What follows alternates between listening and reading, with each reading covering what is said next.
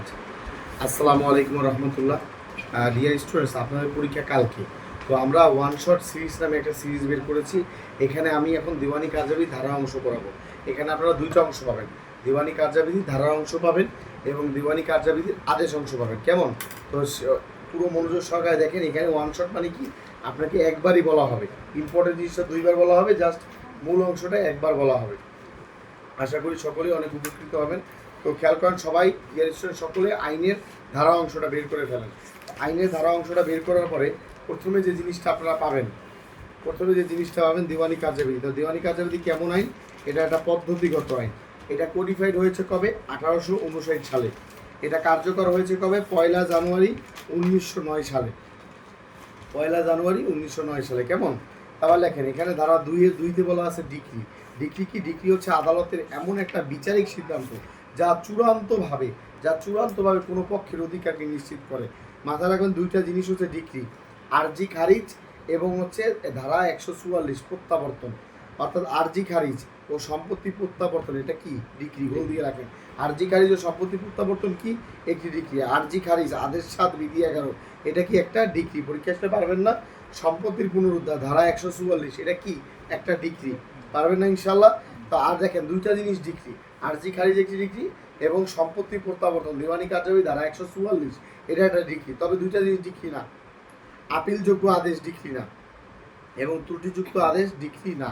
এই কয়টা অংশ থেকে একটা এমসিকিউ রেডি হয়ে আছে যে আদেশ ধারা 2-2 ডিক্রি বলা আছে। ডিক্রি হচ্ছে আদালতের এমন একটা বিচারিক সিদ্ধান্ত যা চূড়ান্তভাবে কোনো পক্ষের অধিকারকে নিশ্চিত করে।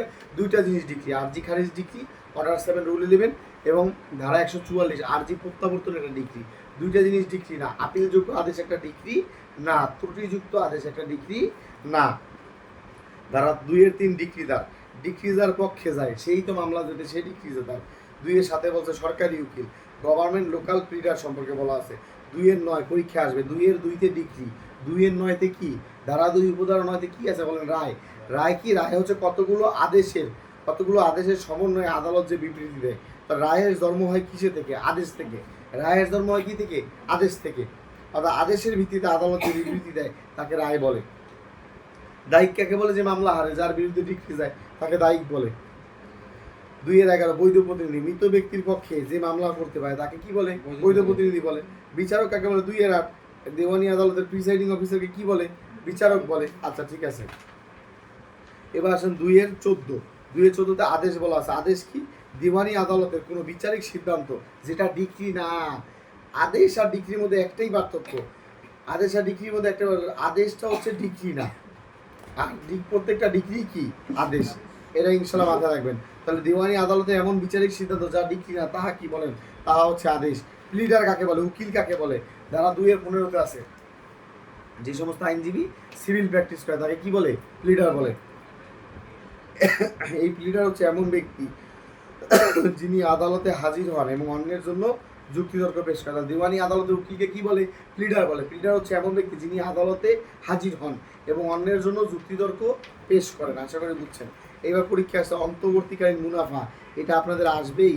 এটাকে বলা হয় মেন প্রফিট। সম্পত্তি থেকে প্রকৃতপক্ষে যে লাভ হইতো সুদসহ সেই লাভকে মেন প্রফিট বলে। একটা সম্পত্তির দাম হচ্ছে 10,000 টাকা, বা ধরেন একটা দোকান ভাড়া আপনি দেন 10,000 টাকা, তাহলে 1 বছরে কত হয়? সাধারণ জ্ঞানে তো 1,20,000 টাকা হয়। বা সুদসহ সেই লাভকে কি বলে? মেন প্রফিট বলে। তবে মাথায় রাখবেন, বেআইনিভাবে কেউ যদি সম্পত্তি দখল করে এবং উন্নয়ন সাধন করে, সেই উন্নয়নটা মেন প্রফিট বলে গণ্য হবে না। ধরেন আপনার 6 তলা বিল্ডিং কেউ দখল করবো, যে দখল করছে সে 7 তলা বানাইছে, তার মেন প্রফিট আপনি কয় টাকা পাবেন? 6 তলা পর্যন্ত পাইবেন। 7 তলাটা আপনি পাবেন না, কারণ এবারে তো নিজের টাকা দিয়ে বানাইছে, এবারে তো নিজের সম্পদ মনে করে বাড়ি একটা করছে, আর 1 তলা বানাইছে, তো এই 1 তলা মেন প্রফিটটা হবে না। তো মেন প্রফিটের তামাদি কত? 3 বছর। কত? মেন প্রফিটের তামাদি কত? 3 বছর। অনুচ্ছেদ 109 বলা আছে 3 বছর। আচ্ছা, একটা সাধারণ নিয়ম শুনেন। ডিক্রির বিরুদ্ধে সাধারণত কি করা হয়? ডিক্রির বিরুদ্ধে সাধারণত আপিল করা হয়, আর আদেশের বিরুদ্ধে করা হয় কি? রিভিশন। ডিক্রির বিরুদ্ধে সাধারণত কি করা হয়? আপিল করা হয়, আর আদেশের বিরুদ্ধে কি করা হয়? রিভিশন করা হয়। তবে মাথায় রাখতে হবে, আদেশ 43 লেখেন, আদেশ 43 বিধি 1 বলা আছে 25টি আদেশ আপিলযোগ্য। লেখেন, 25টি আদেশ আপিলযোগ্য। ডিক্রির বিরুদ্ধে আপিল করা হয়, এটা সাধারণ নিয়ম, এবং আপিল আদেশের বিরুদ্ধে কি করা হয়, রিভিশন। কিন্তু দিওয়ানি কার্যাবলীর আদেশ 1 বিধি, আদেশ 43 বিধি 1-এ বলা হয়েছে 25টি আদেশের বিরুদ্ধে আপিল চলে। ঠিক আছে, এবার আসেন দিওয়ানি আদালতের এখতিয়ার হচ্ছে 5 প্রকার। আদি এখতিয়ার, আর্থিক এখতিয়ার, আপিলগত এখতিয়ার, আঞ্চলিকগত এখতিয়ার, বস্তুগত এখতিয়ার। দিওয়ানি আদালত 5 প্রকার: জেলা জজ আদালত, অতিরিক্ত জেলা জজ, যুগ্ম জেলা জজ, সিনিয়র সিভিল জজ, সিভিল জজ। এবার ধারা 6 কি বলা আছে, আর্থিক এখতিয়ার সম্পর্কে বলা আছে। কি বলা আছে, আর্থিক এখতিয়ার সম্বন্ধে বলা আছে, এটা মাথায় রাখবেন। তারপর 2 ধারার সাথে চলে যান, ক্ষুদ্র এখতিয়ার সম্পন্ন আদালত। ক্ষুদ্র এখতিয়ার সম্পন্ন আদালতের বিরুদ্ধে কি করা যায়, রিভিউ করতে হয়, মাথায় থাকবে তো। ক্ষুদ্র এখতিয়ার সম্পন্ন আদালতের বিরুদ্ধে কি করা হয়, রিভিউ করা হয়। এটা বলা আছে অর্ডার 47, লিখে ফেলেন। অর্ডার 47-এ বলা আছে, আদেশ 47-এ বলা আছে ক্ষুদ্র এখতিয়ার সম্পন্ন আদালতের বিরুদ্ধে কি করা হয়, রিভিউ করা হয়। আর দিওয়ানি কার্যাবলী ধারার সাথে এটার ব্যাখ্যা দেওয়া আছে, রেকর্ড হচ্ছে অনশটের জন্য। আচ্ছা, ধারা 9, ধারা 9 কি বলা আছে, ধারা 9-তে বলা আছে বস্তুগত এখতিয়ার। বলেন, ধারা 9-তে কি আছে, বস্তুগত এখতিয়ার, সাবজেক্ট ম্যাটার জুরিসডিকশন বলতাছে। মাথায় রাখবেন, সম্পত্তিগত অধিকার আর অফিসের অধিকার, দিওয়ানি প্রকৃতির মামলা। লিখে রাখেন, সম্পত্তির অধিকার, রাইট টু প্রপার্টি, সম্পত্তির অধিকার, আর রাইট টু অফিস, অফিসের অধিকার। এই দুটো অধিকার কি প্রকৃতির, দেওয়ানি প্রকৃতির। কেমন, এইবার লেখেন ধারা 10, ধারা 10-এ বলা আছে রেস সাব জুডাইস। একটা শব্দ মাথায় রাখবেন, চলমান, মানে আপনার একটা স্ত্রী আছে, তার সাথে আপনার সংসার চলমান আছে, এই অবস্থা আপনি আরেকটা বিয়ে করতে পারবেন না। অর্থাৎ একটা মামলা আদালত অলরেডি চলমান আছে, আপনি পাকড়ামি করে আরেকটা আদালতে কেন গেলেন, আপনি একটা মামলা তো চলমান আদালতে একটা আছেই, এটা তো বিচার করতেই আছে, আপনি কেন আরেকটা জায়গায় গেলেন। এটাকে বলা হয় res res sub judice, res sub judice. ঠিক আছে, এখানে বলছে একই সত্য, একই পক্ষ, একই বিষয়বস্তু এবং একই আদালতে মৌলিকভাবে একই বিচার্য বিষয় দুটি মোকদ্দমা পাঠ করতে পারবে না। মানে একই বিষয়ে দুইটা মামলা আদালতে একত্রে চালাইতে পারবেন না, একই বিষয়ে দুইটা মামলা একত্রে চালাইতে পারবেন না। এবার পরীক্ষা আসবে, লেখেন রেস সাব জুডাইস বিদেশি আদালতের বিচার্যে বিষয় প্রযোজ্য না। লেখেন, বিদেশি আদালতের যে একটা রায় দিয়েছে সেটা বাংলাদেশে প্রযোজ্য না, বাংলাদেশে এটা গণনায় ধরা হবে না। লেখেন, বিদেশি আদালতের রায়ের ক্ষেত্রে রেস সাব জুডাইস চলে না, ওই সময় বলা যাবে না বিদেশেও তো রায় হয়েছে, এটা বলা যাবে না। বাংলাদেশের দুইটা আদালতে একই মামলা দুইটা আদালতে চলবে না, একটি মামলা বাংলাদেশের 2 আদালতে একত্রে চালানো যাবে না। আপনি একটা সম্পত্তির মামলা আপনি কি করেন, যুগ্ম জেলা জজ দায়ের করেছেন বা জেলা জজ দায়ের করে ধুয়ে দিয়েছেন, একসাথে দুইটা মামলা, একটা মামলা 2 আদালতে চালানো যাবে না। এটা সাবজেক্ট, এখানে শুধু সুন্দর করে লেখেন চলমান, প্রশ্ন আসবে, শুধু চলমান লিখে রাখেন, তাহলে ধরে ফেলতে পারবেন যে একই মামলা 2টা আদালতে একত্রে চলতে পারে না, বিদেশি আদালতের রায়ের ক্ষেত্রে প্রযোজ্য না। এবার আসেন রেস জুডিকাটা। রেস জুডিকাটা কি, একই পক্ষ, একই সত্য, একই বিষয়বস্তু, একই আদালতে, মানে একটা আদালত, এখানে লেখে চূড়ান্ত সিদ্ধান্ত, শুধু লিখে পারেন চূড়ান্ত লিখে পারেন। আপনি একটা আদালতে মামলা দায়ের করছেন, সেই আদালত আপনার বিচার করে দিয়েছে, চূড়ান্তভাবে ডিক্রি দিয়ে দিয়েছে, রায় দিয়ে দিয়েছে, আপনি আবার নতুন মামলা দায়ের করতে পারবেন না, আপনি আপিলে চলে যাবেন, কিন্তু আপনি নতুন করে আবার মামলা দায়ের করতে পারবেন না। অর্থাৎ একটা মামলা আদালত কি করেছে, চূড়ান্তভাবে রায় দিয়ে দিছে, আপনি আবার নতুন করে মামলা দায়ের করতে পারবেন না। দিওয়ানি কার্যাবিধিতে রেস জুডিকাটা বলা আছে কততে, লেখেন সিপিসিতে 11-তে বলা আছে 11, এসআর অ্যাক্টে বলা আছে 29, লেখেন ধারা 29। এবার লেখেন সিআরপিসিতে বলা আছে ধারা 403 এবং সাক্ষ্য আইনে বলা আছে ধারা 40। এই 4টা জায়গায় রেস জুডিকাটা বলা আছে। এবার দিওয়ানি কার্যাবিধি বলছে 8 প্রকারের রেস জুডিকাটা আছে। রেস জুডিকাটা কয় প্রকারের আছে, 8 প্রকারের ব্যাখ্যা দেওয়া আছে। এর মধ্যে 2টা ব্যাখ্যা আপনি শিখবেন, একটা হচ্ছে ধারা 11 ব্যাখ্যা 3 ডাইরেক্ট রেস জুডিকাটা, প্রত্যক্ষ রেস জুডিকাটা। লেখেন ধারা 11 ব্যাখ্যা 3, ধারা 11 ব্যাখ্যা 3 প্রত্যক্ষ রেস জুডিকাটা। এবার লেখেন ধারা 11 ব্যাখ্যা 4, এটাকে বলা হয় কনস্ট্রাকটিভ রেস জুডিকাটা। আশা করি বুঝতে পারছেন, কনস্ট্রাকটিভ রেস জুডিকাটা কততে বলা আছে, ধারা 11 ব্যাখ্যা 4। আর হচ্ছে ধারা 11 ব্যাখ্যা 3 কি বলা আছে, ডাইরেক্ট রেস জুডিকাটা। আচ্ছা, এবারে ইনশাল্লাহ সুন্দর করে নিচে লেখা আছে ব্যাখ্যাটা। দিওয়ানির 11, ফৌজদারি 403, স্বাক্ষর 40 এবং চুক্তিগত 29, সুনির্দিষ্ট প্রতিকার। এই কটা জায়গায় রেস জুডিকাটা বলা আছে। রেস জুডিকাটার ব্যাখ্যাও 2 জায়গায় আছে, অধ্যায় 11 ব্যাখ্যা 3 ডাইরেক্ট রেস জুডিকাটা, অধ্যায় 11 ব্যাখ্যা 4 কনস্ট্রাকটিভ রেস জুডিকাটা। এই কটা অংশ খুব ভালো করে আপনাকে শিখতে হবে। এবার ধারা 12-তে বলা আছে একটা মামলা আদালত, লেখে ফেলেন খারিজ, খারিজ মামলা, খারিজ লিখে ফেলেন শুধু খারিজ। রেস সাব জুড়েছে লিখবেন চলমান, রেস জুডিকাটাতে লিখবেন কি চূড়ান্ত, আর ভারতে লিখবেন খারিজ। একটা মামলা আদালত খারিজ করে দিছে, আবার নতুন করে মামলা করতে পারবেন না। এবার 13তে লেখেন বিদেশি আদালত, বিদেশি রায় লেখেন বিদেশি রায়। 13তে হচ্ছে 6টা উপাদান। বিদেশি রায়ের উপাদান কয়টা? বিদেশি রায়ের উপাদান হচ্ছে 6টা। কয়টা? বিদেশি রায়ের উপাদান কয়টা? 6টা। একটা বিদেশি রায় আদালতে তখনই গ্রহণযোগ্য যখন সেটা এখতিয়ারবিহীন আদালতের রায় হবে না, মামলার গুণগত মান ঠিক থাকবে, ন্যাচারাল জাস্টিসের নিয়ম মানবে, প্রতারণামূলক হবে না, রায়টা প্রতারণামূলক হবে না, এবং আন্তর্জাতিক আইনের সঠিক ব্যাখ্যা হতে হবে, এবং বাংলাদেশের আইন পরিপন্থী হবে না। এই 6টা গুণ যদি থাকে একটা বিদেশি রায়ে, তখন সেই রায় বাংলাদেশে চলবে। আবার বলতেছি, ব্রিটিশ আদালত যে রায় দিবে সেটা এখতিয়ারবিহীন আদালতে হবে না, মামলার গুণগত মান ঠিক থাকবে, এটা ন্যাচারাল জাস্টিসের নিয়ম মেনে চলবে, এটা প্রতারণামূলক হবে না, এটা আন্তর্জাতিক আইনের সঠিক ব্যাখ্যা দিতে হবে, এবং এটা বাংলাদেশের আইনের পরিবর্তী হবে না। এই 6টা গুণ থাকলে একটা আইনে কী হয়? বিদেশি রায়, বিদেশি রায় এটা প্রাসঙ্গিক হয়, আদালতে গ্রহণযোগ্য হয়। এবার 14 ধারায় বলা আছে বিদেশি রায় আদালত কেমন প্রিজিউম করবে? লেখেন শ্যাল প্রিজিউম করবে, লেখেন শ্যাল প্রিজিউম করবে, শ্যাল প্রিজিউম করবে। এবার লেখেন 15 ধারা, দিওয়ানি মামলা দায়ের করতে হয় সর্বনিম্ন আদালতে। আমরা কি বলি? ব্যবসা করবি 1 টাকা দিয়া, 1 টাকা দিয়ে ব্যবসা শুরু করতে হয়, লেখাপড়া করবা একটা অধ্যায় দিয়ে আগে শুরু করো, মানে দিওয়ানি আদালতে মামলা শুরু হবে নিম্ন আদালত থেকে। লেখেন সর্বনিম্ন এখতিয়ার সম্পন্ন আদালত থেকে মামলা দায়ের করা হবে। অর্থাৎ সহকারী জজের ক্ষমতা হচ্ছে 15 লাখ টাকা, সিনিয়র সহকারীরও 15 লাখ টাকা। কোন মামলা কোথায় দায়ের করবেন? সহকারী জজ আদালতে দায়ের করবেন, নিম্ন আদালতে। এবার লেখেন 16, 17, 18। এখানে বলছে দিওয়ানি আদালতের আঞ্চলিক এখতিয়ারের ব্যাখ্যা 16, 17, 18। এখানে বলা আছে 16তে বিষয়বস্তু যেখানে মামলা হবে সেখানে। আচ্ছা, বিষয়বস্তু যেখানে মামলা হবে সেখানে 6টি ক্ষেত্রে প্রযোজ্য, 6টি লিখে ফেলেন, কালকে সুন্দর করে বুঝাইছি। সরে অ, সরে আ, ব, বা, সা, ক্ষিয়। সরে অতে হচ্ছে অস্থাবর সম্পদ, সরে আতে হচ্ছে আটককৃত সম্পদ, বতে হচ্ছে বন্ধককৃত সম্পদ, বাতে হচ্ছে বাটোয়ারাকৃত সম্পদ, সাথে হচ্ছে স্বার্থজনিত, যে জমিতে স্বার্থ আছে, এবং ক্ষিয়তে হচ্ছে ক্ষতিপূরণমূলক সম্পদ, মানে যেখানে ক্ষতিপূরণ আছে। এই 6টা ক্ষেত্রে বিষয়বস্তু যেখানে মামলা হবে সেখানে। এই 16 গেল। এবার 17তে আসেন। 17 পড়বেন কি? একটা সম্পদ 2টা আদালতের এখতিয়ারের মধ্যে আছে। একটা সম্পদ ঢাকা জজ কোর্টেরও পড়ছে, নারায়ণগঞ্জেও পড়ছে। কোথায় মামলা করবো? উত্তর যে কোনো আদালতে, যে কোনো 2 না, যে কোনো আদালতে, যে কোনো একটা আদালতে আপনি মামলা করতে পারবেন। এবার 18তে আসেন। একটা মামলা, একটা সম্পদ 2টা আদালতের মধ্যে পড়ছে, একটা সম্পদ 2টা আদালতের এখতিয়ারে পড়ছে, এটা সঠিক কিন্তু অনিশ্চিত। 10% তুমি ঢাকায় 5% পড়তে পারে, নারায়ণগঞ্জও পড়তে পারে, মানে কতটুকু পড়ছে এটা জানি, কিন্তু সম্পত্তিটা 2 জায়গায় পড়ছে এটা শিওর। এখতিয়ার নিয়ে অনিশ্চিত। অনিশ্চিত হলে কী করবেন? যে কোনো আদালতে মামলা দায়ের করতে পারবেন, যে কোনো আদালতে মামলা দায়ের করতে পারবেন।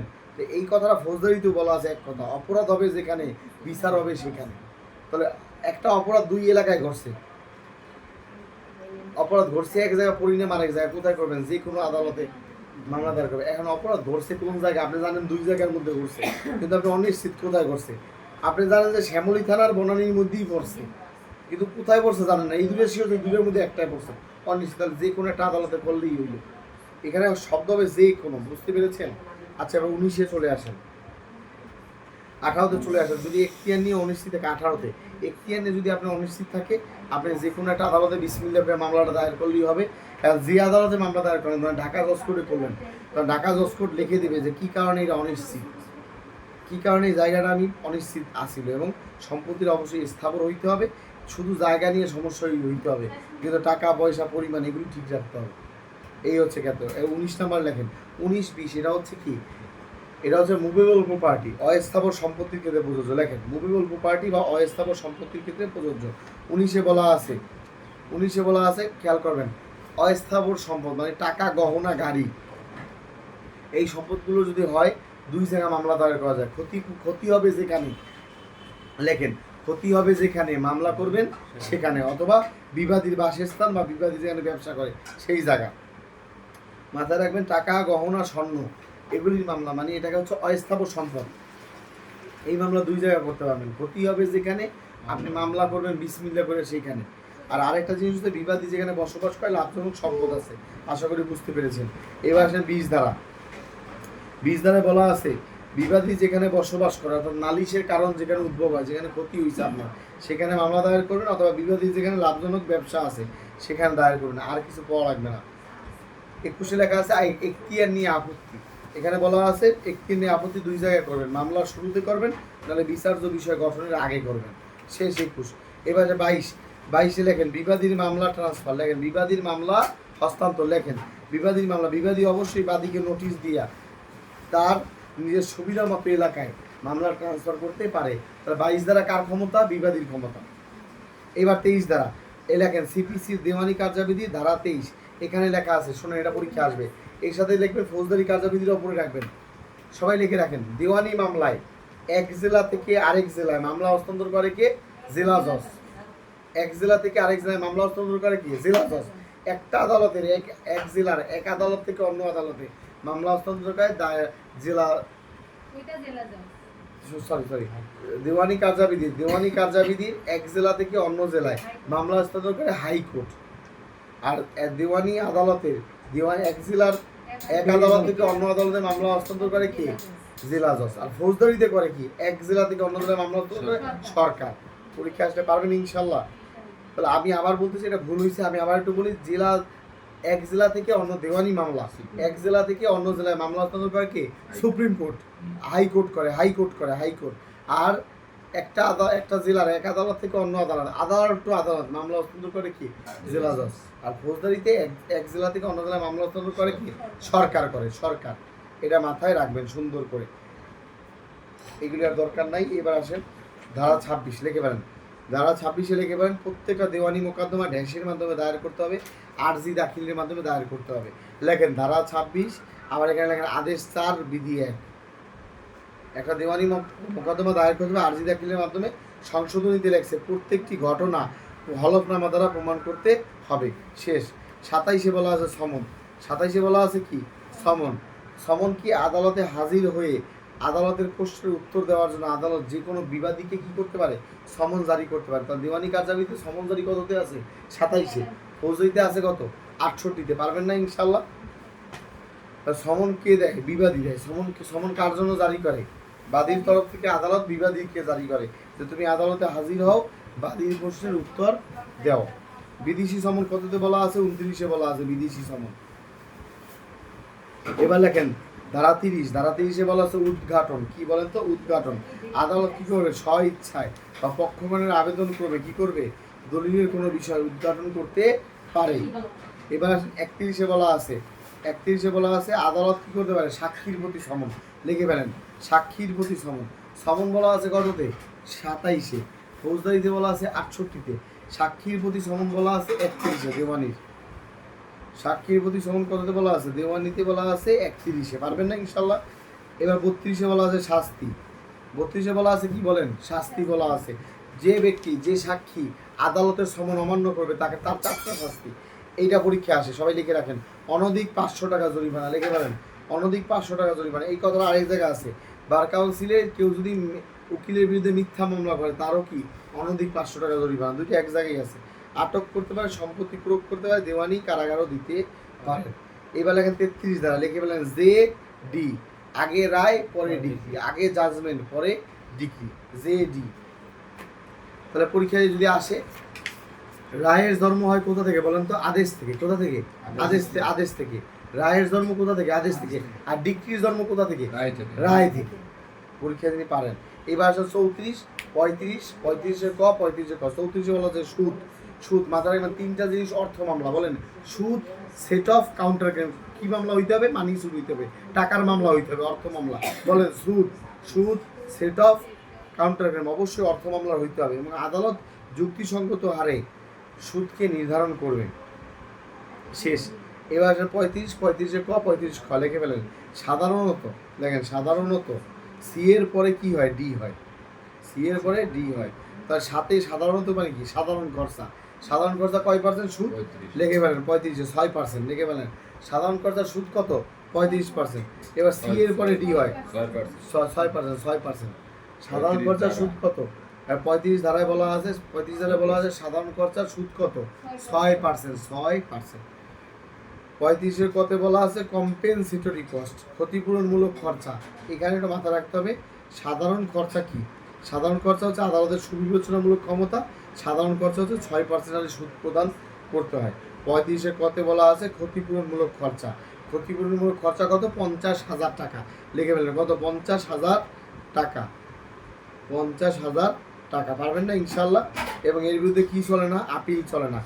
বলেন ক্ষতিপূরণমূলক খরচার বিরুদ্ধে কি চলে না? আপিল চলে না। মিথ্যা মামলা, তুচ্ছ মামলা, বিরক্তিকর মামলার বিরুদ্ধে ক্ষতিপূরণমূলক খরচা প্রদান করা হয়। এবার লেখেন 35-এর খ বিলম্বের খরচা। সাধারণত সি এর পরে ডি হয়। ডি বলতে ডিলে, ডিলে মানে বিলম্বের খরচা। বিলম্বের খরচা কি? আপনি লিখিত জবাবের পরে আসলে, আগে আসলে, লিখিত জবাবের দায়েরের আগে আসলে 2,000, লিখিত জবাব দায়েরের পরে আসলে 3,000। শেষ। এখানে একটা প্রশ্ন আসবে ইনশাল্লাহ। 37-এ বলা আছে যেই আদালতের আদি এখতিয়ার ছিল সেই আদালত যদি ডিক্রি প্রদান করে তাকে বলা হয় ডিক্রি প্রদানকারী আদালত। 39-এ বলা আছে 4 কারণে ডিক্রি হস্তান্তর হয়। পরীক্ষা আসবে 4 কারণে ডিক্রি হস্তান্তর হয়, এটা আর পড়া লাগবে না। 4 কারণে ডিক্রি হস্তান্তর হয়, 5 কারণে ডিক্রি কি হয় বলেন? জারি হয়। আচ্ছা পরীক্ষা আসবে, এটা প্রশ্ন পাস। প্রিসিড বলা আছে কত দাঁড়ায়? 46। প্রিসিড কততে আছে? প্রিসিড হচ্ছে অনুরোধ পত্র। মাননীয় আদালত, আদালতের কাছে অনুরোধ করবে যে আমি ডিক্রি জারি করছি, আপনি তো আমার সিনিয়র আদালত, আপনি একটু কার্যকর করে দেন। অর্থাৎ যে আদালত ডিক্রি জারি করে সেই আদালত ডিক্রি কার্যকর নাও করতে পারে। অর্থাৎ ক্ষমতা সবাই সেম থাকে না। ঠিক আছে,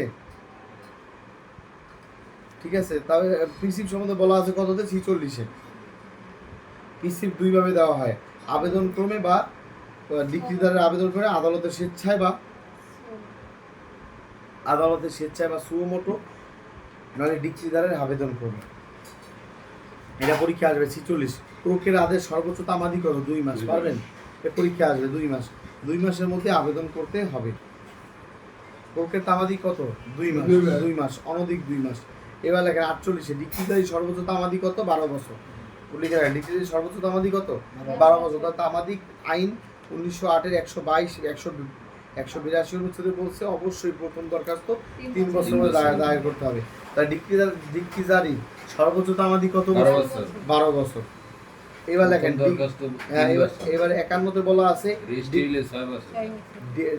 হলো 6 বছর। আচ্ছা শোনেন, ডিক্রিদারি সর্বোচ্চ তামাদি কত? 12 বছর। 12 বছর। আর তামাদি আইনের 183 অনুচ্ছেদ বলছে প্রথম ডিক্রিটা অবশ্যই 3 বছরের মধ্যে দায়ের করতে হবে, এবং রেজিস্ট্রি ডিক্রি হলে প্রথম দরখাস্তটা 6 বছরের মধ্যে করতে হবে। ঝামেলা শেষ। এবার লেখেন ডিক্রি হস্তান্তর হয় 4 কারণে, ডিক্রি জারি হয় 5 কারণে। 5 পদ্ধতিতে ডিক্রি জারি হয় 51-তে বলা আছে। এখানে লেখেন সম্পত্তি অর্পণ করার মাধ্যমে, ক্রয় বিক্রয়ের মাধ্যমে, গ্রেফতারি পরোয়ানা, রিসিভার নিয়োগের মাধ্যমে, অন্য এক উপায়। আপনি শুধু মাথায় রাখেন ডিক্রি হস্তান্তর হয় কয় কারণে? 4 কারণে। আর ডিক্রি জারি হয় কয় পদ্ধতিতে? 5 পদ্ধতিতে। শেষ। আগে লেখা ছিল অর্থ মামলায় ডিক্রি, এবার লেখেন এই সংশোধনী চলে আসছে। লেখেন অর্থ মামলায় দায়িককে দেওয়ানি কারাগার দেওয়া যাবে। লেখেন অর্থ মামলায় দায়িককে দেওয়ানি কারাগার দেওয়া যাবে, সংশোধনী চলে আসছে। এবার আসে বাটোয়ারার মামলা। সাধারণ বাটোয়ারা করবে কে? কমিশন। আদালতের কমিশন কি করবে? সাধারণ বাটোয়ারা করবে না, আদালতের কমিশন। কিন্তু ওই জমিতে যদি সরকারি রাজস্ব পাওয়া যায় তাহলে কালেক্টর করবে। কি করবে? কালেক্টর বলছে 54 ধারায়। 75 ধারায় বলছে যে সাধারণ ক্ষেত্রে আদালত বাটোয়ারা কমিশন করে। জমির বাটোয়ারাটা কি করে? কমিশন করে। কিন্তু কোনো জমিতে যদি সরকারি রাজস্ব থাকে তখন কালেক্টর করবে বাটোয়ারা। এটা বলছে 54-তে। 55-তে কি বলা আছে? আটক। সূর্যাস্তের পূর্বে, সূর্যাস্তের পর, সূর্যোদয়ের পূর্বে কোনো ঘরে ঢুকে আটক করা যাবে না। আটকের সময় দরজা ভাঙা যাবে না, দেওয়ানি মামলা। এবং কোনো ঘরে মহিলা থাকলে মহিলাদের সরানোর মতো সময় আপনাকে দিতেই হবে। এবার দেখেন 56-তে বলা আছে কোনো মহিলাকে গ্রেফতার করা যাবে না। এটা আগের সংশোধনী। এবার হবে 5 জন। কোনো মহিলাকে তো গ্রেফতার করা যাবেই না। কোনো বৃদ্ধ মানুষ, ওল্ড, কোনো বৃদ্ধ ব্যক্তিকে গ্রেফতার করতে পারবে না। কোনো ইনফার্ম মানে অসুস্থ বা চলাফেরা অক্ষম ব্যক্তি, ইনফার্ম পারবে না। তারপর দুগ্ধ পানকারী মহিলা, যে মহিলা দুগ্ধ পান করায় সন্তানকে, সে, এবং গর্ভবতী মহিলা, এই 5 জনকে কি করা যাবে না? অ্যারেস্ট করা যাবে না। কোনো মহিলাকে অ্যারেস্ট করা যাবে না, বৃদ্ধকে করা যাবে না, অক্ষমকে করা যাবে না, সন্তানকে দুধ পান করায় এমন মহিলা অ্যারেস্ট করা যাবে না, এবং গর্ভবতী মহিলাকে কি করা যাবে না? দেওয়ানি অ্যারেস্ট করা যাবে না। 58-তে বলা আছে 50 টাকার বেশি হলে 6 মাসের কারাদণ্ড হবে, 50 টাকার কম হলে 7 সপ্তাহের কারাদণ্ড হবে, দেওয়ানি কারাগার। এবং সাইটে বলা আছে আদালত ছেড়ে দেওয়ানি কারাগারে স্থাবর অস্থাবর সম্পত্তির পুরো আদেশ দিতে পারবেন না ইনশাল্লাহ। এইবার আসলে পরীক্ষায় আসবেই কোন কোন সম্পত্তি আদালত ক্রোধ করবে, কোনগুলো করবেন না। লেখে পারেন ক্রোধ করে কোনটি? জমি ক্রোধ, জমি, বাড়ি দালান, পণ্য, অর্থ, bank note, cheque, bill of exchange, হুন্ডি, প্রমিসরি নোট, সরকারি আমানত, বন্ড, ঋণ, শেয়ার, বিক্রয়যোগ্য সম্পদ, এগুলো কি করে আদালত ক্রোকের আদেশ দেয়। এগুলি আদালত কি করে বলেন তো? ক্রোকের আদেশ দেয়। পারবেন তো ইনশাল্লাহ? কোনগুলো আদালত ক্রোকের আদেশ দেয় না? এগুলি হয় না। আগে ছিল কৃষকের বউ, আগে কি ছিল? কৃষকের বউ না, এটা কেটে যায়নি। একটা হচ্ছে জামা কাপড় করা যাবে না, বিছনা বালিশ করা যাবে না, আটক করা যাবে না সরকারিভাবে, রান্না বান্নার সামগ্রী করা যাবে না, কৃষি পণ্য, কৃষকের লাঙ্গল, কৃষকের পণ্য, ওই যে কৃষকের বউ আছে ওটা কাটতে গেছে। তো গহনা অলংকার যা নারী ব্যবহার করে, ওই যে আগে কৃষকের বউ ছিল ওটা কাটতে লেগেছে, নারী ব্যবহার করা কোনো জিনিস কাট নেওয়া যাবে না। কৃষকের বাসগৃহ, চাষের যন্ত্রপাতি, হিসাবের খাতা, এই যে হিসাবের খাতা অনেকে জানবেই না। সরকারি পেনশন, এটা অনেকে বুঝবেও না। সরকারি পেনশন, উনি মনে করবে সরকারি পেনশন তো সরকারি, এটা তো নেওয়াই যাবে না। সরকারি পেনশন নিলে খাবে কি, চলবে কীভাবে? কৃষকের কৃষি যন্ত্রপাতি, এগুলি কি প্রয়োগ করা যাবে না। পারবেন ইনশাল্লাহ? পারবেন তো। পরীক্ষা যে জিনিসটা ইম্পর্টেন্ট, নারীর সামগ্রী, নারীর অলংকার আপনি প্রয়োগ করতে পারবেন না, এটা মাথায় রাখবেন না। সরকারি পেনশন, হিসাবের খাতা, এগুলি পরীক্ষায় আসে বেশি। এবার দেখেন, যে সম্পদে 68তে রাখে, যে সম্পদে সরকারি রাজস্ব আছে, সরকার তখন গ্যাজেট প্রকাশ করবে, তখন এটা আদালতের কাজ না। যে সম্পদে রাজস্ব আছে সরকার কী করবে? গ্যাজেট প্রকাশ করবে, এবং কালেক্টর সে ওই ডিক্রিজারির কাজটা সে করবে। মানে সরকারি রাজস্ব পাইলেই কালেক্টরের হাতে দায়িত্ব। কালেক্টর হচ্ছে একটা এলাকার সরকার, মাথায় রাখবেন। সরকার পুরো একটা জেলার দায়িত্ব তারা দিয়েছে। এবার পরীক্ষা আসবে, শোনেন, ডিক্রিজারিতে বাধা প্রদান করলে কারাদণ্ড কত? অনধিক 30 দিনের। বলেন কত দিনের? অনধিক 30 দিন। পারবেন? অনধিক 30 দিন। আর ক্রোকের আদেশ কত? অনধিক 2 মাস। পারবেন তো? আটকের শাস্তি কত? 50 টাকার বেশি হলে 6 মাসের বেশি না, আর 50 টাকার কম হলে 6 সপ্তাহ কম না। এগুলি কিন্তু বেশি না। হ্যাঁ, খালি খেলতেছে এগুলি। 75 আদালত 4 কারণে কমিশন গঠন করে। কয় কারণে? 4 কারণে। এক হচ্ছে জবানবন্দি বা সাক্ষী পরীক্ষা, দ্বিতীয় হচ্ছে তদন্ত, স্থানীয় তদন্ত, 3 নম্বর হচ্ছে হিসাব পরীক্ষা, 4 নম্বর হচ্ছে বাটোয়ারা। তাহলে এইটি এখানে লিখে রাখেন। স্থানীয় তদন্ত সম্বন্ধে কোথায় বলা আছে? স্থানীয় তদন্ত সম্বন্ধে বলা আছে এই কমিশন তো 75-এ বলা আছে, এটা আবার আদেশ 26-এ বলা আছে। লেখেন আদেশ 26 বিধি 9, আদেশ 26 বিধি 9-তে স্থানীয় তদন্ত সম্বন্ধে বলা আছে। স্থানীয় তদন্ত 2 জায়গায় বলা আছে, 75-এর 2, ধারা 75 অনুচ্ছেদ 2 উপধারা 2, আর একটা কি আদেশ 26 বিধিগত 9 স্থানীয় তদন্ত বলা আছে। 77-এ বলা আছে লেটার অফ রিকোয়েস্ট। 77-এ কি বলা আছে? লেটার অফ রিকোয়েস্ট বলা আছে। আদালত চাইলে কমিশন ইস্যু করার বদলে লেটার অফ রিকোয়েস্ট পাঠাইতে পারে। এবার দেখেন 79, সরকারের বিরুদ্ধে দেওয়ানি মামলা হলে বাংলাদেশ শব্দ ব্যবহার হয়। 79-তে বলা আছে। 80, সরকারি কর্মচারীর বিরুদ্ধে আপনি মামলা করতে হলে আগে নোটিশ দেওয়া বাধ্যতামূলক। নোটিশ দিবেন, নোটিশ দেওয়ার পর 2 মাস আপনি অপেক্ষা করবেন। আর আপনি যদি নোটিশ না দিয়ে সরাসরি মামলা করেন, এই বেড়া 3 মাস সময় পাবে। তাহলে এই কিন্তু 3 মাস সময় পাবে। কথা বলছেন? পরীক্ষা কিন্তু আসবে। এরপরে কি করতে হবে? মামলা দায়ের করতে হবে। ওই বেড়া যদি সরকারি কর্মচারী রেল মন্ত্রণালয়ে চাকরি করে, রেলের ম্যানেজারের কাছে দিবে, আর অন্যান্য ক্ষেত্রে সচিব বা ডিসির কাছে দেবে ওই দরখাস্তটা, নোটিশটা। আর নোটিশে 5টা উপাদান থাকবে। পারবেন ইনশাল্লাহ? মামলার কারণ, বাদীর নাম, বর্ণনা, ঠিকানা, বাদীর দাবি, এই কয়টা পরীক্ষায় থাকতেই হবে। এবার 80 ধারায় লেখা আছে সরকারি কর্মচারীর বিরুদ্ধে মামলা কততে বলা আছে? 80-তে বলা আছে। কততে? 80-তে। এবার ধারা 81-তে বলা আছে আদালত চাইলে যে কোনো ব্যক্তিকে ব্যক্তিগত হাজিরা থেকে মাফ করে দিতে পারে। 81-তে বলা আছে। আর পরীক্ষায় দেখেন 83-তে আছে কি? বিদেশি শ্রমণ কততে আছে? 29। আর বিদেশি নাগরিক কততে? 83-তে। সে এমন দেশের নাগরিক যে বিদেশি নাগরিক, যে বাংলাদেশের সাথে সম্পর্ক, বিদেশি বন্ধু রাষ্ট্র, তার কথা চায়নার সাথে বাংলাদেশের সম্পর্ক ভালো, তাহলে চায়নার একটা নাগরিক বাংলাদেশে দেওয়ানি মামলা করতে পারবে বাংলাদেশি নাগরিকের মতো। আর বিদেশি শত্রু রাষ্ট্র ইসরায়েলের একটা নাগরিক বাংলাদেশে দেওয়ানি মামলা করবে সরকারের অনুমতি নিয়ে। কথা কি বুঝতে পেরেছেন কথাটা? তাহলে 83-তে কি বলা আছে? বিদেশি নাগরিকের মামলা দায়ের, বিদেশি নাগরিক অর্থাৎ বিদেশি বন্ধু রাষ্ট্র বাংলাদেশি নাগরিকের মতো মামলা করবে, বিদেশি শত্রু রাষ্ট্র সরকারের অনুমতি নিয়ে মামলা করবে। পরীক্ষা আসবে 88 ধারা, লিখে ফেলেন। 88 ধারা আপনাদের পরীক্ষা আসবে। এটা হচ্ছে ইন্টারপ্লিটার স্যুট, স্বার্থ বিরোধী মামলা, এটার সাথে লেখেন আদেশ 35, আদেশ 35, আদেশ 35 লিখে রাখেন। ধারা 88 আছে, যে সকল দেওয়ানি মামলায় বাদীর কোনো স্বার্থ থাকে না, যে সমস্ত দেওয়ানি মামলায় বাদীর কি থাকে না, স্বার্থ থাকে না, সেটাকে কি বলে? ইন্টারমিডিয়েট সুট বলে। ইন্টারমিডিয়েট সুটে 4টা উপাদান। এক হচ্ছে কমপক্ষে 2জন বাদী হইতে হবে। পরীক্ষা দেখছেন কোন মামলায় কি বাদীর স্বার্থ থাকে না? Intermediate suit.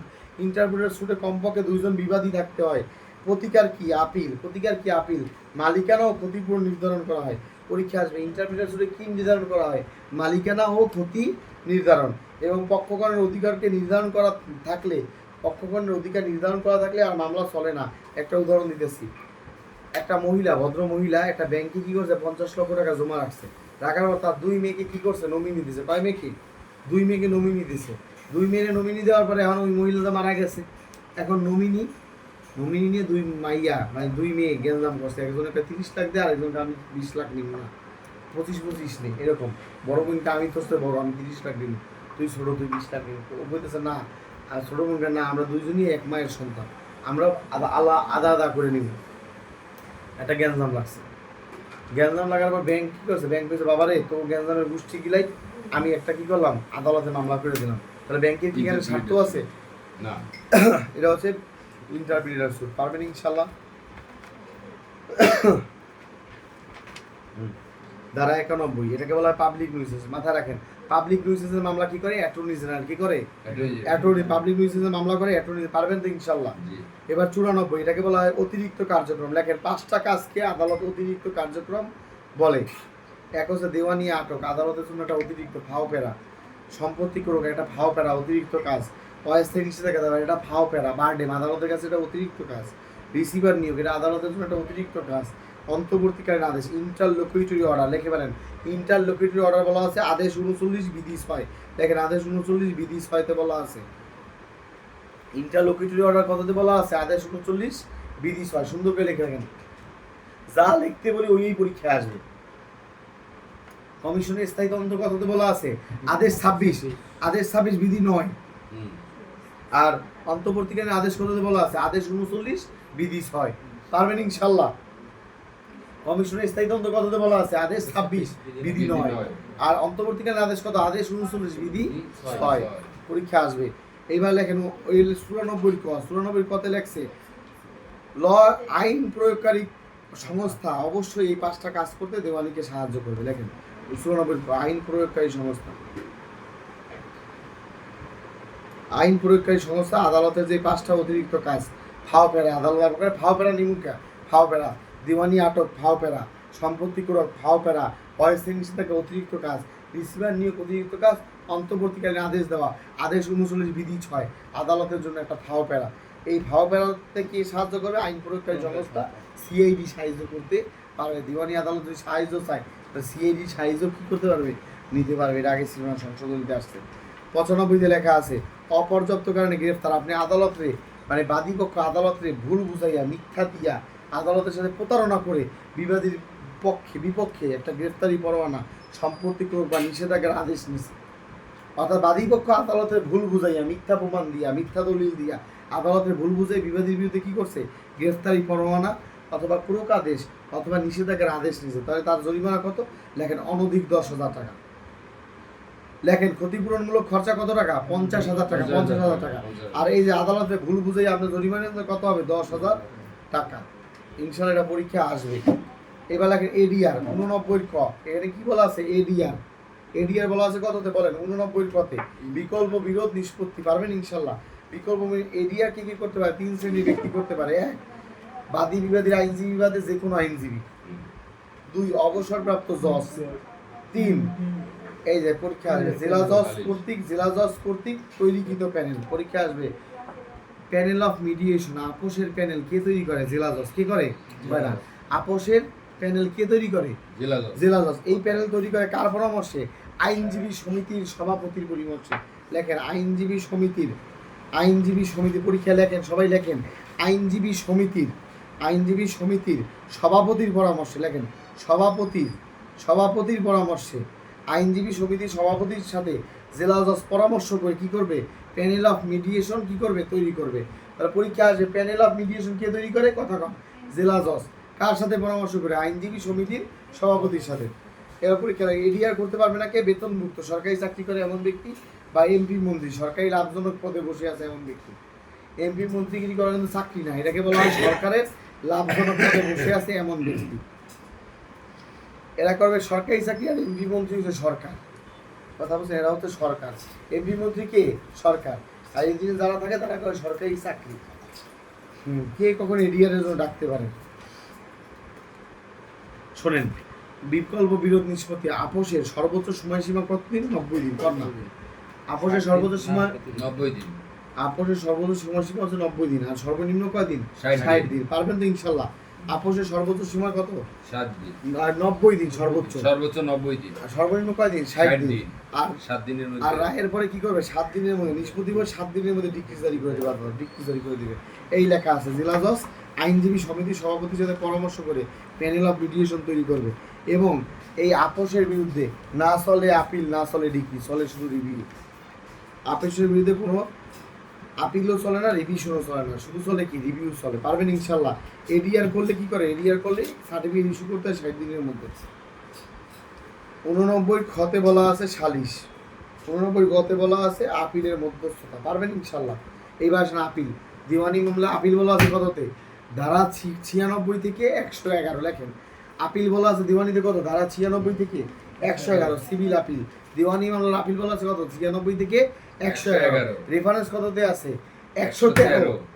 রিভিশন কত আছে? 114। রিভিউতে কত আছে? 115। দেখে ফেলেন, ধারা এগুলো বারবার আসছে। আপিল বলা আছে 96 থেকে 111। রেফারেন্স আছে 113। রিভিউ আছে কত? রিভিউ আছে কত? 114। Review 114। Revision 114। Review 114, revision 115। Appeal, reference, review, revision. Appeal বলা আছে, আমি আবার বলতেছি, সবাই মনোযোগ দিয়ে শুনেন। আপিল বলা আছে 96 থেকে 111, রেফারেন্স 113, রিভিউ 114, রিভিশন 115। লিখে ফেলেন, আপিল, রেফারেন্স, রিভিউ, রিভিশন। এবার আপিল, রেফারেন্স, রিভিশন, এইভাবে। এবার আগে 96 তে 3টা কথা আছে। 96 অনুচ্ছেদ 1 বলা আছে মূল ডিক্রি, মূল এখতিয়ার সম্পন্ন আদালতের ডিক্রির বিরুদ্ধে কি চলে? আপিল চলে। 96 তে বলছে একতরফা ডিক্রির বিরুদ্ধে আপিল চলে। 96 বলা আছে খবরদার সম্মতি ডিক্রি বা 16 ডিক্রির বিরুদ্ধে আপিল চলে না। 16 ডিক্রির বিরুদ্ধে আপিল চলে না। 96 বলছে মূল এখতিয়ার সম্পন্ন আদালতের ডিক্রির বিরুদ্ধে কি চলে? আপিল চলে। 96 বলা আছে একতরফা ডিক্রির বিরুদ্ধে কি চলে? আপিল চলে। 96 বলা আছে সম্মতি ডিক্রি বা 16 ডিক্রির বিরুদ্ধে কি চলে না? আপিল চলে না। পারবেন না ইনশাআল্লাহ? 99 আছে না না না না না, দুইটা না। সাধারণ ভুলের জন্য, সাধারণ অনিয়মের জন্য মামলার গুণগত মান নষ্ট না হইলে আপনি ডিক্রি পরিবর্তন করতে পারবেন না। ভুল হয়েছে ঠিক আছে, কিন্তু মান নষ্ট হয় না, মামলার গুণগত মান ঠিক আছে। এটার সাথে লিখে রাখেন সাক্ষ্য ফাইলের 167 যে আদালত অবৈধ সাক্ষী নিছে বা আদালত বৈধ সাক্ষী ত্যাগ করেছে, কিন্তু বিচার নষ্ট হয় না, এই যে নতুন করে বিচার চাওয়া যাবে না। লিখে ফেলেন 4 ডিগ্রির বিরুদ্ধে আপিল চলে না। পরীক্ষা আসবে 16 ডিগ্রির বিরুদ্ধে আপিল চলে না। সুনির্দিষ্ট প্রতিকারে 9 ধারার বিরুদ্ধে চলে না। ক্ষুদ্র এখতিয়ার সম্পন্ন আদালতের বিরুদ্ধে চলে না। এবং দিওয়ানি কার্যাবিধিতে সেকেন্ড আপিল করার কোনো সুযোগ বিধানই নাই। এবার লেখেন 107, এটা পরীক্ষা অবশ্যই চলে আসবে। 107 এটা অবশ্যই পরীক্ষা চলে আসবে। এখানে লেখা আছে আপিল আদালতের এখতিয়ার ক্ষমতা বলা আছে 107। আপিল আদালতের এখতিয়ার ক্ষমতা কততে বলা আছে? 107। 4টা ক্ষেত্রে লেখেন, 4টা ক্ষেত্রে। 17-এর 1 বলা আছে 4টা ক্ষেত্রে মোকদ্দমা চূড়ান্তভাবে নিষ্পত্তি করা। 17-এর 1-এর ক, 17-এর 1-এর খ, 107 বলা আছে আপিল আদালতের এখতিয়ার কততে বলা আছে? 107 বলা আছে 4টা ক্ষেত্রে মোকদ্দমা চূড়ান্তভাবে নিষ্পত্তি করা, রিমান্ডে পাঠানো। রিমান্ড মানে কি? ফেরত পাঠানো। রিমান্ড শব্দ থেকে মনে করবে সিআরপিসি দিয়ে কোশ্চেন করছে না। মামলা চূড়ান্তভাবে নিষ্পত্তি করা, রিমান্ড করা, বিচার্য বিষয় গঠন করা, অতিরিক্ত সাক্ষ্য প্রমাণ নেওয়া। এই হচ্ছে 107-এর 1-এ বলা আছে আপিল আদালতের ক্ষমতা কয়টা? 4টা। 107-এর 1-এর কতে বলা আছে মামলা চূড়ান্তভাবে নিষ্পত্তি করা। 107-এর 1-এর খতে বলা আছে যে রিমান্ডে পাঠানো। 107-এর 1-এর গতে বলা আছে বিচার্য বিষয় গঠন। 107-এর 1-এর গোড়াতে বলা আছে অতিরিক্ত সাক্ষ্য গ্রহণ। এই ইনশাল্লাহ। এবার লেখেন 107-এর 2 পরীক্ষা চলে আসছে। লেখেন N appeal is a continuous of A trial. Appeal হচ্ছে একটা মামলার চলমান প্রক্রিয়া। আপিল হচ্ছে একটা বিচারের চলমান প্রক্রিয়া। পারবেন ইনশাল্লাহ? 107 উপধারা কততে বলা আছে 2 এ, ঠিক আছে। আর সেকেন্ড আপিল করার সুযোগ নেই, এটা কততে বলা আছে? সেকেন্ড আপিল করার সুযোগ নেই বলা আছে স্যার ইয়েতে 99-তে 99। 99 সাইন আচ্ছা আচ্ছা আচ্ছা আচ্ছা, ঠিক আছে ঠিক আছে, হ্যাঁ হ্যাঁ, ওইটা 99-এর মধ্যে পড়ে না, 99 বাইরে, এটা এটা জাস্ট লেখার কারণে আউট অফ ইনফরমেশন, 99-এর মধ্যে পড়ে না। আচ্ছা, ওটা শুধু 99-তে লেখছে যে সাধারণ ভুলের কারণে আপনি মামলার গুণগত নষ্ট না হলে ডিগ্রি বাতিল হয় না। এবার এখানে 109, 109-তে বলা আছে 3 ক্ষেত্রে। এবার হচ্ছে সুপ্রিম কোর্টের আপিল বিভাগ, মাথা রাখবেন সুপ্রিম কোর্ট বলতে কোনো আদালত নাই, সুপ্রিম কোর্ট হচ্ছে আপিল বিভাগ আর হাইকোর্ট বিভাগ। হাইকোর্ট বিভাগ আর আপিল বিভাগের সমন্বয়ে গঠিত দুইটা বিভাগ সুপ্রিম কোর্ট। আপিল বিভাগ, সুপ্রিম কোর্টের আপিল বিভাগে আপনি 3 সময় যাইতে পারবেন। এক হচ্ছে হাইকোর্টের বিরুদ্ধে কোনো আদেশ বা ডিগ্রির বিরুদ্ধে আপিল করবেন কোথায়? আপিল বিভাগে। চূড়ান্ত রায় বা ডিগ্রি আদেশের বিরুদ্ধে কোথায় যাবেন? আপিল বিভাগে। আর যে কোনো মামলা যেটা আদালত আপিলযোগ্য মনে করতেছে, আদালত যে মামলাটা আপিলযোগ্য মনে করতেছে এটাকে বলে লিভ টু আপিল, লিখে বলে লিভ টু আপিল, মানে আদালত মনে করতেছে হ্যাঁ এটা তো আপিল করলেও সমস্যা হবে না। সমস্যা যেহেতু দেখেন, খেয়াল করেন মজার কথা খেয়াল করেন, দিওয়ানি মামলা যেহেতু তাকান, সবাই তাকান, দিওয়ানি মামলা যেহেতু দ্বিতীয় আপিলের সুযোগ নেই, এদিকে আপিল আদালত একটা অপশন রাখছে লিভ টু আপিল। যেহেতু দিওয়ানি মামলায় দ্বিতীয় আপিলের কি নাই? সুযোগ নাই, তাহলে তখন আপনি যখন দিওয়ানি মামলায় সেকেন্ড আপিল করতে তখন কি করা লাগবে? লিভ টু আপিল করা লাগবে, আপিল বিভাগের অনুমতি নিয়ে আপিল নেওয়া লাগবে, লিভ টু আপিল। আর দেখেন ফৌজদারি মামলায় 2বার রিভিশন করার সুযোগ নেই, তাহলে একবার রিভিশন করা বা দ্বিতীয় রিভিশনে কি করবেন? কুয়াশমেন্ট করবেন। কত দ্বারা? 561 ক লিখে রাখেন, ফৌজদারি 561 কতে আপনি কুয়াশমেন্ট করবেন, যেহেতু দ্বিতীয় রিভিশনের সুযোগ নেই, তাহলে মামলাটাই বাতিল করে দেন, কুয়াশমেন্ট করবেন হাইকোর্ট ডিভিশনে। কুয়াশমেন্ট সবসময় হাইকোর্টে করতে হয় লেখেন। আর লিভ টু আপিল করতে হয় কোথায় বলেন তো? লিভ টু আপিল করতে হয় সুপ্রিম কোর্টে, আপিল বিভাগে। 500 কত বলেন স্যার? 561 ক। আর 109 ওই আদালতের সহজাত ক্ষমতা প্রয়োগ হয়েছে, হাইকোর্ট ডিভিশন। হ্যাঁ, আর হচ্ছে দেওয়ানি মামলা ফৌজদারিতে হচ্ছে কুয়াশমেন্ট করবে কত? 561 ক, এটা হাইকোর্টে, হাইকোর্টের একচ্ছত্র ক্ষমতা। এবার দেখেন 109-তে বলা আছে 20,000 টাকার বেশি মামলা বিস্তার করবে আপিল বিভাগে। এইটা জীবনও 20,000 কেউ দাঁড়াইব না, কিন্তু পরীক্ষা আসছে কত? 20,000 টাকা। তাহলে যে সম্পদের মূল্যমান 20,000 টাকার উপরে, সেই সম্পদের বিচার কে করবে বলেন? সুপ্রিম কোর্টের আপিল বিভাগ করতে পারবে, এবং আইনগত প্রশ্নে সুপ্রিম কোর্টের আপিল বিভাগে যাওয়া যাবে, এই কথা খেয়াল করে। এবং আপিলের জন্য যাইতেই পারবেন আপনি। তাহলে দেখেন যে সমস্ত সম্পদের মূল্যমান 20,000 টাকার উপরে কোথায় যাবেন? সুপ্রিম কোর্টের আপিল বিভাগে যাবেন ইনশাল্লাহ। এবার সে রেফারেন্স বলা আছে, রেফারেন্স 113-তে বলা আছে লেখেন অভিমত গ্রহণের জন্য, হাইকোর্টের অভিমত গ্রহণের জন্য রেফারেন্স নেওয়া হয়। রেফারেন্স কোথায় করবেন? হাইকোর্টে। শেষ।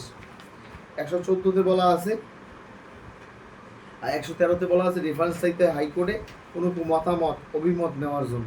দিওয়ানি আদালত একটা মামলা বুঝতেই আছে না যে বিচার কেমনি করবে, তোর কার কাছে পরামর্শ নেবে? অভিমত দেবে হাইকোর্টের কাছে, এটাকে বলা হয় রেফারেন্স 113-তে। হ্যাঁ, এটা রেফারেন্সটা কত? আর আদেশে বলা আছে, আদেশ 46। এই পাশে রিভিউ বলা আছে 114-তে। রিভিউ কত?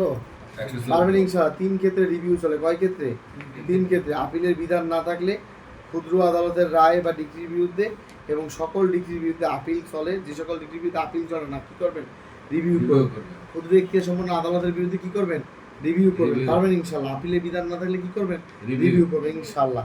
115-তে চলে যান। 3 কারণে আপনি রিভিশন করবেন: ন্যায় বিচারের স্বার্থে, আইনগত প্রশ্নের, আর যেখানে আপিল করা যায় না। 3 কারণে রিভিশন করবেন। যেখানে আপিল করা যায় না সেখানে কি করবেন? রিভিশন। আইনগত প্রশ্নে কি করবেন?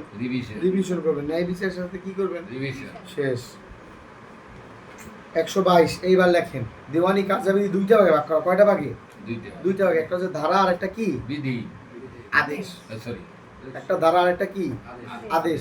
ধারা পরিবর্তন করতে পারে কে? জাতীয় সংসদ। বিধি প্রণয়ন করতে পারে কে? 122-এ সুপ্রিম কোর্টের বিধি প্রণয়ন কমিটি।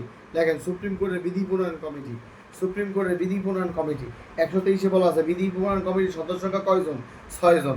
123 এবার খেয়াল করেন, একের লাগে 2 যোগ করেন 3 হইলো, 3 জায়গায় 3 যোগ করেন 6 হইলো।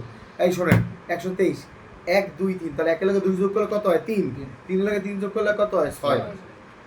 123-এ বলা আছে, 123-এ বলা আছে। শোনেন দেওয়ানি মামলা 2 ভাগে ভাগ করা, দেওয়ানি কার্যাবলী 2 ভাগে ভাগ করা, ধারা আর আদেশ।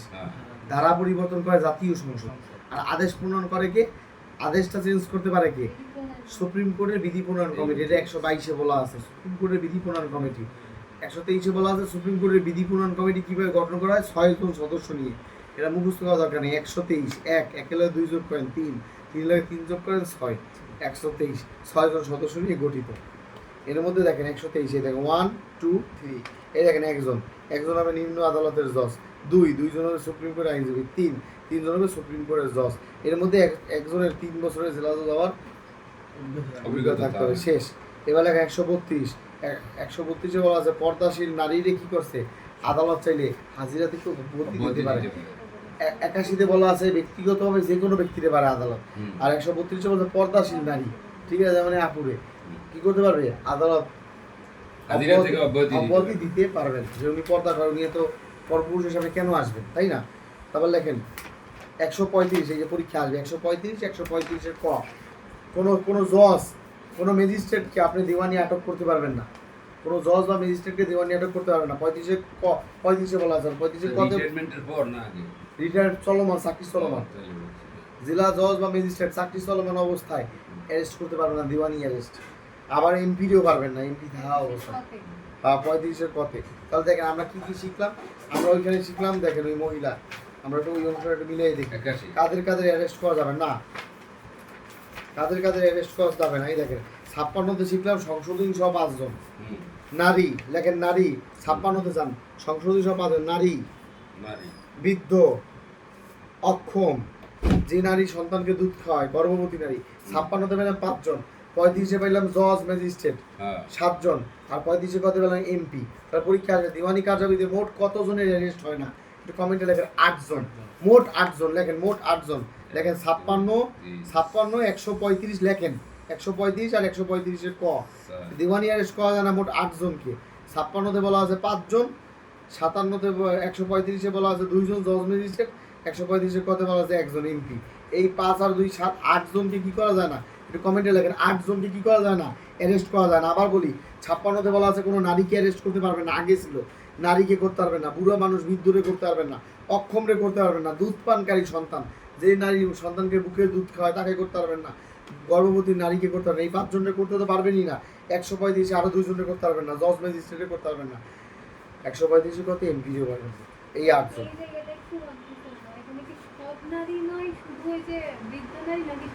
শোনেন আমি কথা বলি, নারী মানে কোনো নারী না, নারী করা যাবে, নারী না আর মহিলা করা যাবো, বাদ বাকি গুলো করা যাবো না। আমি ক্লিয়ার করে বলছি। আচ্ছা let me clear, stop, let me clear. এখানে প্রথমে বলছেন নারী বা কোনো মহিলাকে, তাহলে প্রথমে বলছেন মহিলা বৃদ্ধ হোক আর যাই হোক, নারী লিঙ্গের হইলেই তার অ্যারেস্ট করা যাবে না। কোনো নারী যদি লিঙ্গে নারী হয়, আমি সংশোধনে শুনছি যে নারীকে আগে করা ছিল, নারী সব ছিল, এখন নারী বা মহিলা অংশ করা যাবে, শুধু হচ্ছে যে বৃদ্ধ নারী, তারপর দেশ ফিডিং করে যে নারী, এদেরকে তারপর হচ্ছে যে অসুস্থ নারী, সব নারী করা যাবে। আচ্ছা ঠিক আছে, সব নারী করা যাবে। আচ্ছা ঠিক আছে, তাহলে এইভাবে লিখে ফেলেন, এখানে লিখে ফেলেন বৃদ্ধ নারী, অক্ষম নারী, দুধ পানকারী, গর্ভবতী আছে, ঠিক আছে, এইভাবে লিখে রাখেন। এত পেশা 4 জন স্যার, হ্যাঁ এখানে তো 4 জন, old, infirm, pregnancy, breast feeding women. আচ্ছা তাহলে এখানে লিখে 7 জন লিখে রাখেন। এরা পরীক্ষা আসবে না কিন্তু লিখে রাখেন 7 জন। আমি এটা বুঝো না কেন এত ক্রিটিক্যাল ওয়েতে কোশ্চেনটা করবে না, কথা বলছেন, কোশ্চেন সহজ করলেও পারবেন না, তো ক্রিটিক্যাল করে কি না, 7 জন লিখে রাখেন, ঠিক আছে, সমস্যা নেই। শুধু মাথা রাখেন যেভাবে বৃদ্ধ নারী পারবে না, বৃদ্ধ পারবে না, অক্ষম পারবে না, বৃদ্ধ পারবে না, অক্ষম পারবে না, নারী হোক আর পুরুষ হোক বৃদ্ধ পারবে না, অক্ষম নারী হোক পুরুষ হোক পারবে না, দুগ্ধপানকারী নারীকে করা যাবে না, আর হচ্ছে গর্ভবতী নারী এই 4 জন, জজ ম্যাজিস্ট্রেট 6 জন, এমপি 1 জন, 7 জন লিখতে রাখেন। 7 জনকে অ্যারেস্ট করা যাবে না। এবার লেখেন 107-এ আদালতের ভাষা কী হবে, আদালতের ভাষা সরকার নির্ধারণ করবে। শেষ। ডাক মাসুল কততে বলা আছে 143, এখানে সরকার চাইলে ডাক মাসুল মাফ করে দিতে পারে। ডাক মাসুল মানে নোটিশ, চিঠি, সমন, এগুলি ডাকযোগে পাঠাইতে হবে, তাই হচ্ছে ডাক মাসুল। এটা ওইটার টাকা মাফ করে দিই। হ্যাঁ সরকার চাইলে খরচা মাফ করতে পারে। এইবার লেখেন 144, সম্পত্তির প্রত্যাবর্তন একটা কি, ডিক্রি। সম্পত্তির প্রত্যাবর্তন একটা কি বলেন তো, ডিক্রি। 151-তে বলা আছে, লিখে ফেলেন, আবার লেখেন 151-তে বলছে আদালতের সহজাত ক্ষমতা, কি ক্ষমতা, আদালতের সহজাত ক্ষমতা। কততে বলা আছে ভাই, 151-তে বলছে inherent power of the court, আদালত 2 ক্ষেত্রে সহজাত ক্ষমতা প্রয়োগ করে ন্যায় বিচারের সাথে আদালতের অপব্যবহার রোধে।